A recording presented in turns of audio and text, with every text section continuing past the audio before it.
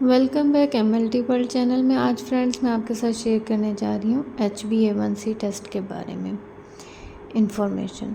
HbA1c test क्या है? सबसे पहले हम ये जानते हैं कि इस टेस्ट के और कौन से दूसरे नाम हैं जो डॉक्टर्स लिख सकते हैं पेशेंट को कि HbA1c टेस्ट कराएं, या वो इसके अलावा ये लिख सकते हैं कि ग्लाइकेटेड हीमोग्लोबिन टेस्ट कराएं। अगर ग्लाइकेटेड हीमोग्लोबिन टेस्ट है तो इसका मतलब है HbA1c टेस्ट। अगर ग्लाइकोसिलेटेड हीमोग्लोबिन टेस्ट लिखा हुआ है तो भी इसका मतलब है HbA1c।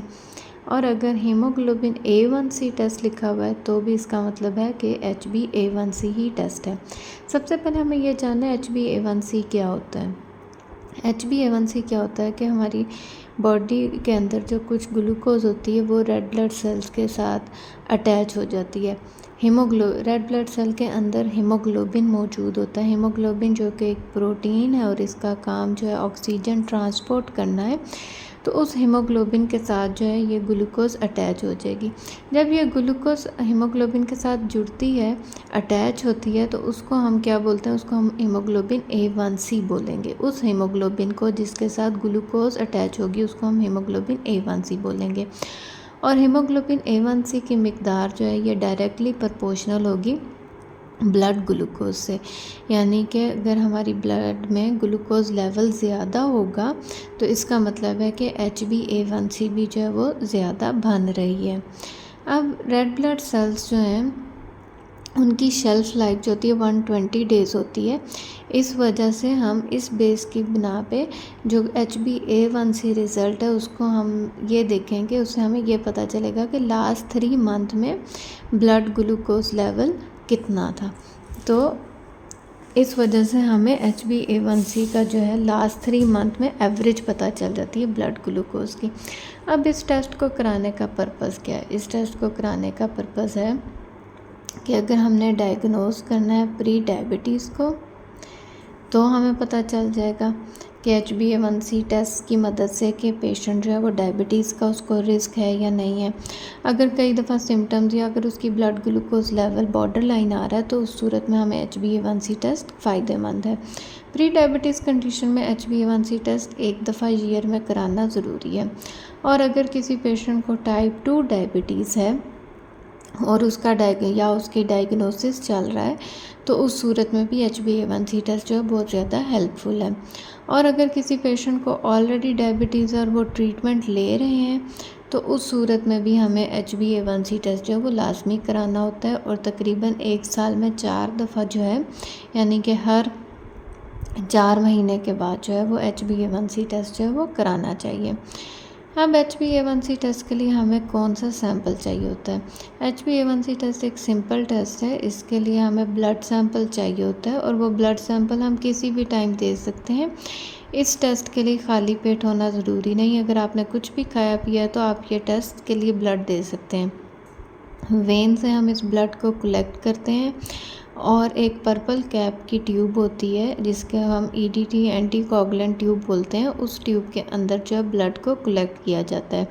बस आपने ये याद रखना है लैब के जो स्पेशली जो लैब में काम करते हैं कि इस टेस्ट को मशीन में रन करने से पहले एक दफ़ा अच्छी तरह जो है दोबारा ब्लड को मिक्स कर लें, प्लाज्मा सेपरेट ना हुआ हो। अब हम देखेंगे कि रिज़ल्ट को रीड कैसे करते हैं। सबसे पहले एक डायग्राम बनाते हैं और फिर उसके साथ साथ रिज़ल्ट देखते हैं। अब अगर तो किसी पेशेंट का रिज़ल्ट जो 5.7 से कम आ रहा है तो इसका मतलब है HbA1c नॉर्मल है और उस पेशेंट को डायबिटीज़ नहीं है। अगर किसी पेशेंट का 5.7 से 6.4 के दरमियान रिज़ल्ट आ रहा है, 5.9, 6.0, 6.2, 6.3, तो इसका मतलब है कि प्री डायबिटीज़ है, यानी कि डायबिटीज़ होने के चांसेस हैं। स्पेशली 6 से 6.4 अगर आ रहा है और अगर 6.5 से ज़्यादा आ रहा है और आपने 2 दफ़ा चेक किया है 2 डिफरेंट सैंपल्स पे, यानी कि एक दफ़ा टेस्ट किया फिर 6.5 आया, कुछ अरसे के बाद फिर टेस्ट किया फिर 6.5 या उससे ज़्यादा आ रहा है, तो उस सूरत में इसका मतलब है कि डायबिटीज़ है। अब कौन सी चीज़ें हैं जो अफेक्ट कर सकती हैं HbA1c टेस्ट को? प्रेगनेंसी में HbA1c टेस्ट नहीं कराना चाहिए क्योंकि रिज़ल्ट ठीक नहीं आएंगे। अगर कोई हैवी ब्लड लॉस हो रहा है, उस सूरत में भी नहीं कराना चाहिए। अगर रिसेंटली ब्लड ट्रांसफ्यूजन ली है उस सूरत में भी टेस्ट नहीं कराना चाहिए, रिज़ल्ट जो है वो हाई आ सकता है। अगर ऐसी कंडीशन जिसमें इनसफिशेंट रेड ब्लड सेल्स हो, एनीमिया, उसमें भी नहीं कराना चाहिए। उसमें HbA1c टेस्ट कम की वैल्यू कम आएगी। अगर हीमोग्लोबिन वेरिएंट जैसे कि थैलेसीमिया, सिकल सेल एनीमिया, उस सूरत में भी HbA1c टेस्ट जो है वो कराने का फ़ायदा नहीं है, कम आएगी वैल्यू। अब हम देखते हैं लेवल कि अगर HbA1c का लेवल कितने % हो तो उस हिसाब से एवरेज ब्लड शुगर कितनी होगी। लेकिन ये एवरेज है, जस्ट आपको आइडिया हो जाएगा। आप इसको बिल्कुल वो एग्जैक्ट ना समझें कि यही आनी चाहिए। अगर 6% है तो 126 मिलीग्राम पर DL होगी, 7 मिलीमोल। अगर 7% है तो 154 मिलीग्राम पर DL एवरेज ब्लड शुगर हो सकती है। अगर 8% है तो 183 मिलीग्राम पर DL यानी कि 10.2 मिलीमोल। अगर 9% है तो 212 मिलीग्राम पर DL 11.8 मिलीमोल। अगर 10% है तो यानी कि इतनी शुगर होने के चांसेस हैं।